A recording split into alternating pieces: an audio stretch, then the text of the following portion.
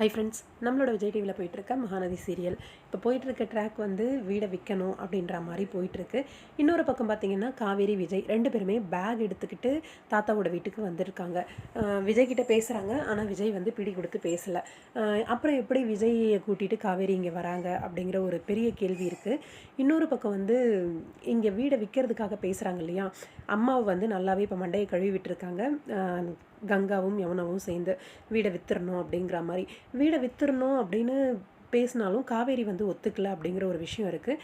ஆனால் இப்போ 2 பொண்ணுங்களோட வாழ்க்கை வந்து இதில் இருக்குது அப்படிங்கிற மாதிரி ஒரு பெத்த அம்மாவாக யோசிக்கும்போது கண்டிப்பாக அந்த 2 பொண்ணுங்களோட வாழ்க்கையை வந்து சரி பண்ணணும் அப்படின்னு தான் யோசிப்பாங்க. காவேரியை ரொம்பவே ஹர்ட் பண்ணுற மாதிரி கங்கா பேசுகிறதுக்கும் வாய்ப்பு அதிகமாக இருக்குது. அவங்க லேஸில் விடுற மாதிரி தெரியல. கண்டிப்பாக விற்றே ஆகணும் அப்படின்னு விடாப்படியாக இருக்காங்க. கண்டிப்பாக அதுக்கான முயற்சியும் செய்வாங்க. இன்னொரு பக்கம் காவேரி தன்னோட அப்பாவோட இடத்த வந்து வாங்கின இடத்த வந்து விற்கிறாங்க அப்படின்ற ஒரு கவலை, வருத்தம், அது மட்டும் இல்லை தான் பேச்சை யாரும் கேட்கல அப்படின்ற கோவம்.